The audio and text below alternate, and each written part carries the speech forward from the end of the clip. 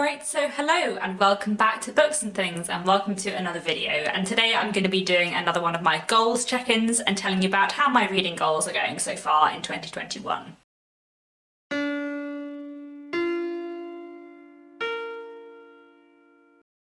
So in this video I'm chiefly going to be talking about how my reading goals went in sort of July, August and September. I tend to do one of these little check-ins every few months just to let you know how I'm getting on with my reading goals. So I have like a few general reading goals for the year of 2021, and then I also have a reading checklist which we will go through later on in the video. So for my main reading goal, my how many books am I going to read in the year goal, I said that I wanted to read 100 books on Goodreads, and I wanted to actually read 150 books. And the reason why I have two different numbers there is because I work in publishing, so I read quite a few books that are for work, so that I don't put on Goodreads because I'm reading them before they're published, and it would be weird if I rated something I worked on. So that's why I have those two different figures. I don't actually know if I'm going to continue having those two different figures. I think maybe next year I will just only record the books that I read for pleasure, because I feel like I find it slightly odd sometimes recording the books that I read for work and counting that as a number in my reading stats because it's something different. But anyway, that's a decision for the end of 2021, where I make my goals for 2022. I've already started thinking about many reading goals for next year because I do enjoy a project. But anyway, so far in 2021 I have read 146 books, and Goodreads thinks I have read 105. So obviously I've already hit my Goodreads target and I'm nearly at my actual target, so that's all fine. I also said that I didn't want to read more than 200 books in 2021 because I did read more than 200 in 2020, and I feel like sometimes I was focusing on the quantity, not which books I was reading. And currently being at 146, I probably will not make it to 200 this year. And especially as I didn't read so many books in September, but I did manage to get through Jonathan Strange and Miss Norrell, which was the longest book on my TBR. So it is really nice to know that I haven't just been focusing on the shorter books this year. So we'll see how that goes in the rest of 2021. I'm almost certain I'll end up in the 180s or 190s this year, not over the 200 mark, so that's absolutely fine by me. Another goal I set myself for 2021 was to try and keep my physical TBR to between 20 and 30 books, and at the beginning of 2021 my physical TBR was at 37 books. I also have this little TBR jar / TBR bucket, and in here what I have is the names of the books that have been on my shelf since before Christmas 2020, because basically I don't want books to be sat on my shelves for a really long time. I don't mind if I have a slightly bigger TBR if I'm getting through the books, but if there are books that have been there for years, that makes me slightly sad. But anyway, at the beginning of 2021 there were 23 books in this jar, and I said I wanted to get it down to not necessarily 0, but a very low number. And now at the kind of end of September, when I'm counting my stats from, I have left in this jar only 9 books, which I'm pretty pleased with. I have plans to read some of them in November and December, so I'm hoping that by the end of the year I will get this down to under 5 books. So that's all good. However, my physical TBR is slightly less good. It's now on 44 books. Which is actually less than it was the last time I filmed the goals check-in, but it's still more books than I would really like on my physical TBR. So we'll see. I am planning on reading quite a few of them in Victober and quite a few of them in non-fiction November. I've got quite a few non-fiction books on my physical TBR that I've been saving up for non-fiction November. So I'm hoping by the end of the year or before Christmas I'll manage to get my TBR down to 30, but then I'm sure I will get lots of new books for Christmas, and there are a couple of things I had pre-ordered that are coming out in the next month or two, so we will see.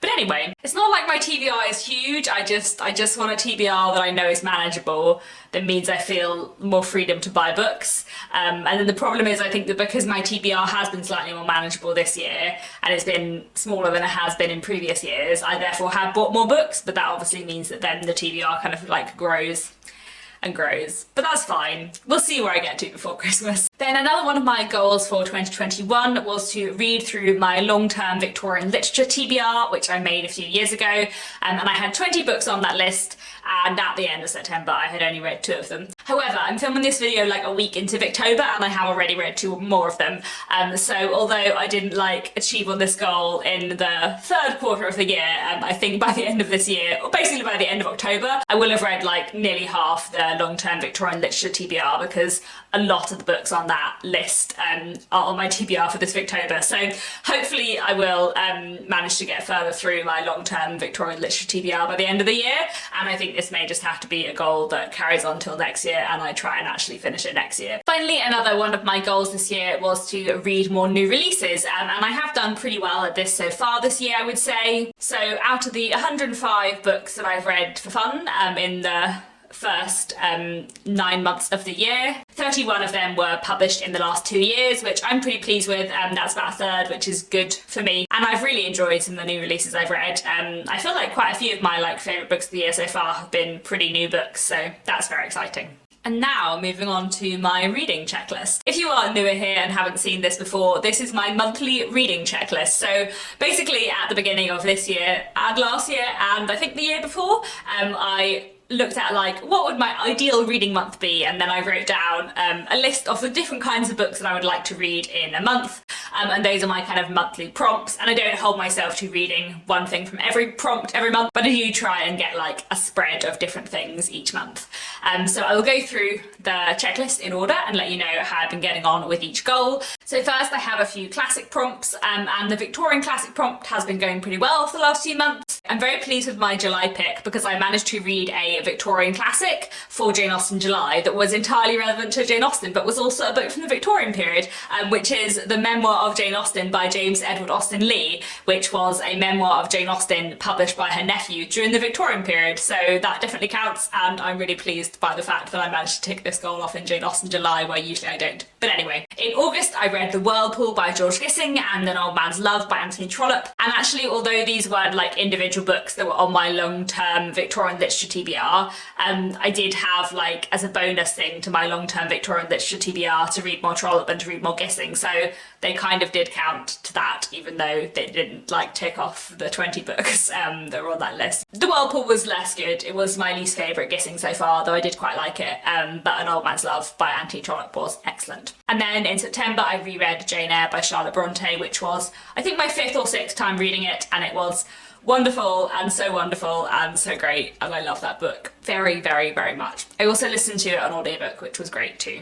My second classic prompt is to try to read a non-Victorian British classic every month, and this often ends up being books published between 1900 and 1950, though every now and then I do read some 18th century and early 19th century literature as well. In July I read many things for this challenge because I read lots of Jane Austen, and Jane Austen is not Victorian, so I read a piece of Jane Austen's Juvenilia, The Beautiful Cassandra. Then I also reread Pride and Prejudice, Mansfield Park and Persuasion. This was I think my 3rd or 4th reading of Persuasion, and I don't know, maybe my 7th reading of Mansfield Park. I have no idea, and I have absolutely no idea how many times I've read Pride and Prejudice now. I think it must be at least 12.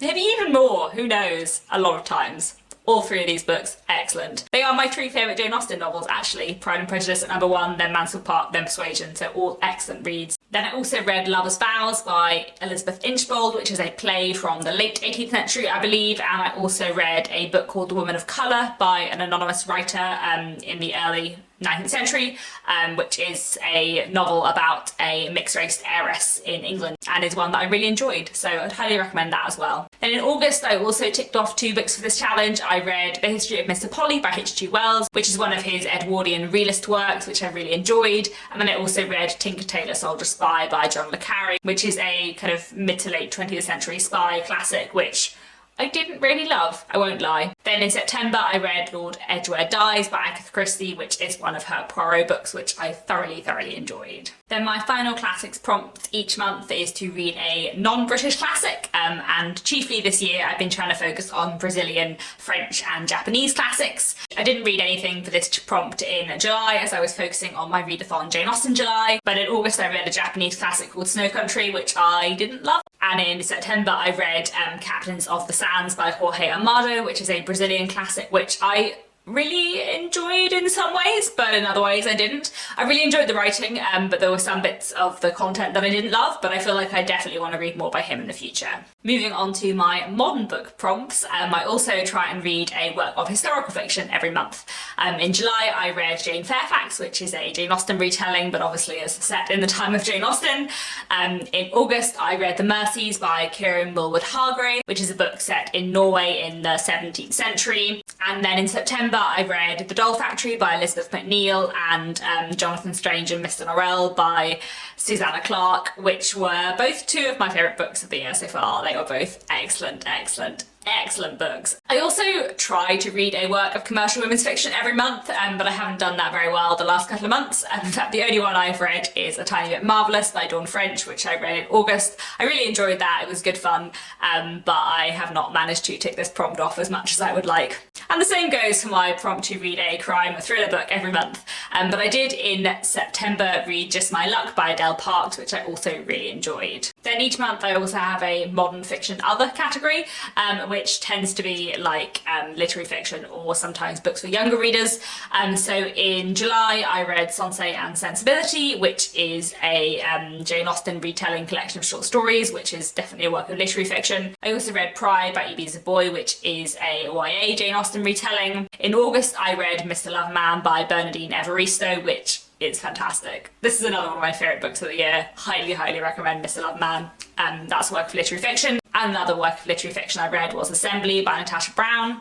And then in September I read Our Doris by Charles Heathcote. I don't know exactly where I'd categorise it. It's not really literary fiction. I think I could have probably legitimised myself classing this as commercial women's fiction, but I'm not certain about that, so it stays here.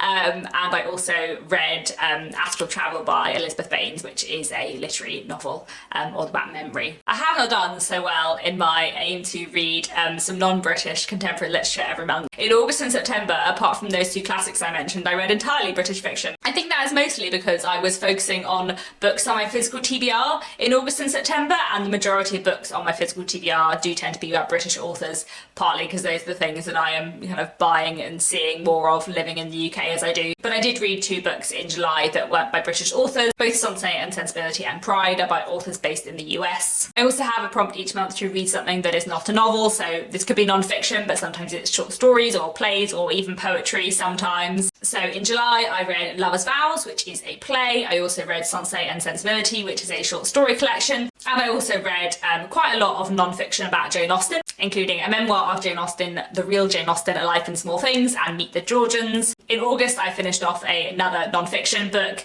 about Jane Austen, which was Jane Austen Early and Late by Freya Johnson. And in September I didn't read anything that wasn't a novel. Although actually I'm not sure that Our Doris is really a novel. I think it is maybe a collection of short stories slash a collection of vignettes, so maybe that belongs in that category. But anyway. I also try every month to pick a book out of my TBR jar and read one of the books off that list. So I didn't do that in July because I was reading stuff for Jane Austen July, but in August I read a few things from that list: The Whirlpool by George Gissing, Tinker Tailor Soldier Spy by John le Carre, and The Mercies by Kieran Millward Hargrave. And then in September, The Doll Factory by Elizabeth McNeil, Jonathan Strange and Mr. Norrell by Susanna Clarke, and Astral Travel by Elizabeth Baines were all books from my TBR jar. Each month I try to reread a book because I really love rereading. In July I reread quite a lot because all of the things by Jane Austen that I read were rereads: The Beautiful Cassandra, Pride and Prejudice, Mansfield Park, and Persuasion. I didn't reread anything in August, but then in September I did reread Jane Eyre, which, as I have already said, I loved a lot. I really enjoy reading, especially rereading classics and especially rereading things on audiobook. So, you know, a bit of a mix over the last few months. I haven't been doing so well on my commercial women's fiction and my crime thriller prompts, but otherwise I haven't been doing so badly, and I have been really enjoying what I've been reading for the last couple of months. So there are now just 3 months left of the year, and we'll see how much I get read in those 3 months. I'm really excited for Victober, which is obviously happening at the moment, and I have been reading many good books for that so far. In November I'm going to be doing non-fiction November, and I'm looking forward to getting through some of the non-fiction books on my TBR, and then in December I think I'm going to have another month trying to focus on my physical TBR and just read a few books that I mean to read all year that I haven't got to yet. So that's it for now. Please do let me know how your reading goals are going in 2021. Are you already, like me, starting to think about your reading goals for 2022? And that's it. Thank you very much for watching, and I'll be back very soon with another bookish video.